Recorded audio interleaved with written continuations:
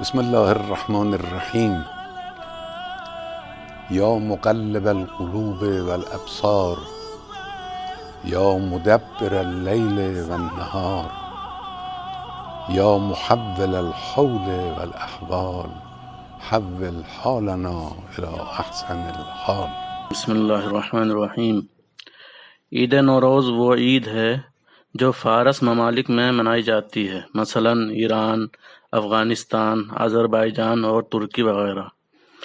لیکن جس شان سے یہ عید ایران میں منائی جاتی ہے اس شان سے کسی دوسرے ملک میں نہیں منائی جاتی۔ اسی وجہ سے لوگ کہہ دیتے ہیں کہ یہ ایران کی عید ہے، لیکن ایسا ہرگز نہیں ہے۔ در حقیقت یہ عید شمسی اعتبار سے سال کے پہلے دن منائی جاتی ہے، اور اس دن آفتاب برج حمل میں داخل ہوتا ہے، جو 20 مارچ کی صبح سے 21 مارچ کی شام تک کے وقفے میں کبھی بھی داخل ہو سکتا ہے، اور اسی وقت کو تحویل سال کا نام دیا جاتا ہے۔ نوروز کے متعلق اکثر و بیشتر پیش آنے والے سوال جو ہیں کچھ اس طرح سے ہوتے ہیں کہ نوروز کیا ہے اور ہم کیوں منائیں؟ نوروز صرف ایرانی تہوار ہے، اس سے ہمارا کیا مطلب ہے؟ نوروز کا اسلام سے کچھ تعلق ہے یا نہیں؟ تو ان تمام سوالوں کے جواب میں یہ کہا جائے گا کہ نوروز فارس کا تہوار ضرور ہے، مگر اس میں بہت سی چیزیں ایسی ہیں جو اسلامی نقطۂ نظر سے صحیح ہیں، بلکہ بعض چیزیں ایسی ہیں جو مستحب ہیں، یعنی اگر وہ انجام دی جائیں تو ثواب بھی ملتا ہے۔ مثال کے طور پر تحویل سال کی دعا، جب سال تحویل ہوتا ہے، چینج ہوتا ہے، تبدیل ہوتا ہے، تو اس وقت ایک دعا پڑھی جاتی ہے، یا مقلب القلوب والابصار، یا مدبر اللیل والنہار، یا محول الحول والاحوال حول حالنا الی احسن الحال۔ اس دعا میں اپنی حالات کی تبدیلی کے بارے میں دعا کی جاتی ہے کہ ہمیں بری حالت سے نکال کر اچھی حالت میں لے جا، خدا سے یہ دعا کرتے ہیں۔ اس کے علاوہ 4 رکعت نماز، قرآن کے 7 سورے، 7 عدد سورے ہیں قرآن میں جو پڑھے جاتے ہیں، اسی طرح قرآن میں سے 7 عدد سلام ہیں جو پڑھے جاتے ہیں، خوشبو لگانا، غسل کرنا، پاک صاف کپڑے پہننا، روزہ رکھنا وغیرہ، یہ سب اسلامی علامتیں ہیں، اسلامی چیزیں ہیں، اسلامی تعلیمات ہیں۔ یہ تمام چیزیں شیخ عباس قمی کی کتاب مفاتیح الجنان، علامہ مجلسی کی کتاب زاد المعاد اور دعاؤں کی دیگر کتابوں میں موجود ہیں۔ ہم نے بھی معتبر کتابوں سے نوروز کے اعمال تیار کیے ہیں جو ہر سال سوشل میڈیا پر شیئر ہوتے ہیں، وہاں تفصیل سے اعمال دیکھ سکتے ہیں۔ جہاں تک رنگ کھیلنے اور ہولی کی طرح پانی پھینکنے وغیرہ کی بات ہے، تو یہ نہ تو اسلام میں موجود ہے اور نہ ان لوگوں میں موجود ہے جو اس کو اپنا تہوار سمجھتے ہیں، یعنی نوروز کو اپنا تہوار سمجھتے ہیں، ان لوگوں میں بھی یہ پانی پھینکنا، رنگ لگانا وغیرہ موجود نہیں ہے۔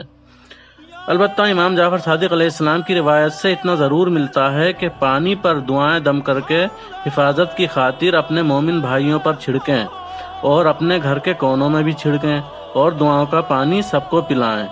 روایت کی اگر تفصیل دیکھنا ہو تو کچھ اس طرح ہے کہ نوروز کے روز امام جعفر صادق علیہ السلام کی خدمت میں ان کے خاص صحابی معلّہ بن خنیس حاضر ہوئے اور آپ نے ان سے فرمایا، اے معلّہ، یہ وہ دن ہے جس دن خداوند عالم نے عالم ارواح میں بنی نوع بشر کی روحوں سے اپنی وحدانیت کا اقرار لیا تھا، اور یہ بھی اقرار لیا تھا کہ اس کے سوا کسی کو لائق پرستش نہ سمجھیں۔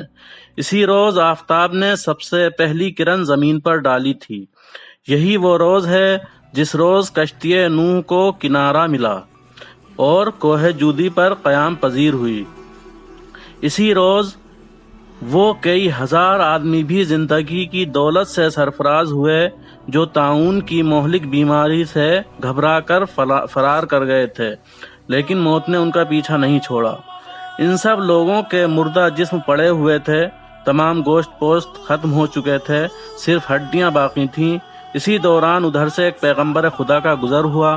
پیغمبر خدا نے ان ہڈیوں کو دیکھ کر خدا سے التجا کی کہ پروردگار مجھے یہ دکھا دے کہ ان بوسیدہ ہڈیوں میں جان ڈال کر کس طرح چلتے پھرتے انسانی جسم میں تبدیل کرے گا۔ خداوند عالم کی جانب سے وحی ہوئی کہ ان ہڈیوں پر پانی چھڑکو۔ چنانچہ حکم الہی کے تحت پیغمبر خدا نے ان ہڈیوں پر پانی چھڑکا، جس کے سبب قدرت خدا کا جلوہ نظر آیا اور وہ سب زندہ ہو گئے۔ یہی وجہ ہے کہ نوروز کے دن مومنین کے لیے ایک دوسرے پر پانی چھڑکنا سنت قرار دیا گیا ہے۔ سنت قرار دیا گیا پانی چھڑکنا، صرف نہ کہ پانی انڈیلنا دوسروں پر، رنگ لگانا، صرف پانی چھڑکنا تک کا ہے روایت میں موجود۔ اور غسل کا بھی حکم دیا حضور نے کہ غسل کیا جائے اس دن۔ روایات کے تناظر میں جو لوگ زندہ ہوئے ان کی تعداد 30,000 تھی، اور وہ پیغمبر خدا جنہوں نے خدا سے التجا کی تھی ان کا نام جناب حزقیل تھا۔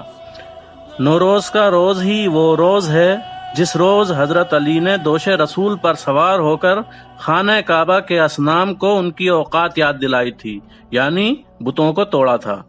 پیغمبر اکرم کی حیات طیبہ کے آخری حج سے واپسی کے موقع پر غدیر کا واقعہ بھی اسی مبارک روز میں انجام پایا۔ اسی روز حضرت علی کو ظاہری خلافت حاصل ہوئی۔ یہی وہ روز ہے جس دن حضرت علی نے جنگ نہروان میں خارجیوں پر فتح حاصل کی۔ لہٰذا یہ روز ہمارے شیعوں کا خاص روز ہے۔ یہ روایت موجود ہے، یہ دعاؤں کی کتابوں میں جہاں نوروز کے اعمال ہیں وہاں آپ دیکھ سکتے ہیں۔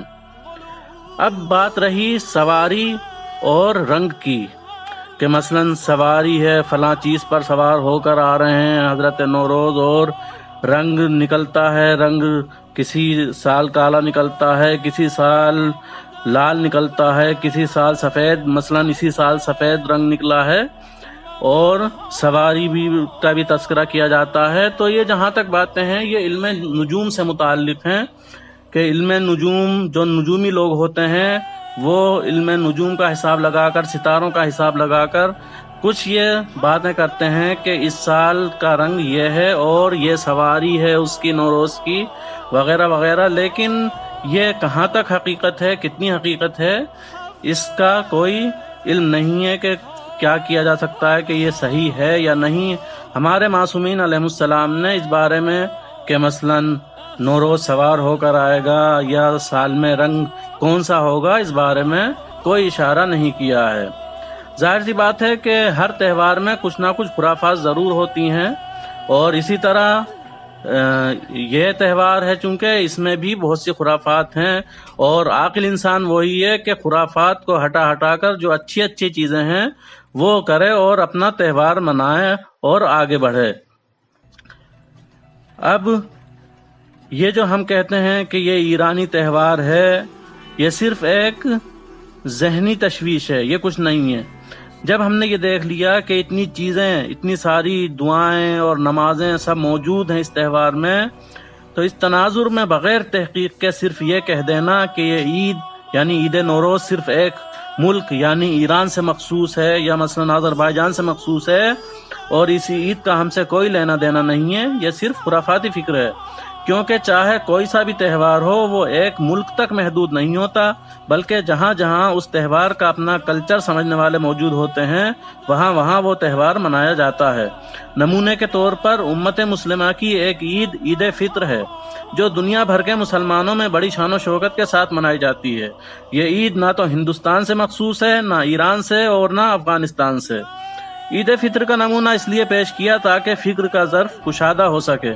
اس کا مطلب یہ ہے کہ تہوار ملک سے مخصوص نہیں ہوتا بلکہ قوم سے مخصوص ہوتا ہے، اور نوروز کے تہوار میں اعمال کا پایا جانا اس بات کا ثبوت ہے کہ یہ مسلمانوں کا تہوار ہے، کیونکہ اعمال، نماز، روزہ، غسل وغیرہ یہ سب اسلامی نشانیاں ہیں جو اسلامی تہواروں میں ہی پائی جا سکتی ہیں۔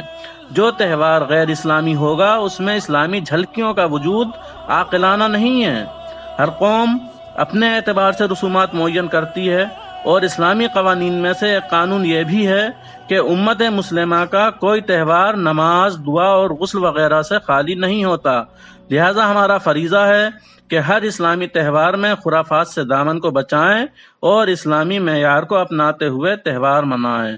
وآخر دعوانا الحمدللہ رب العالمین۔ صل علی محمد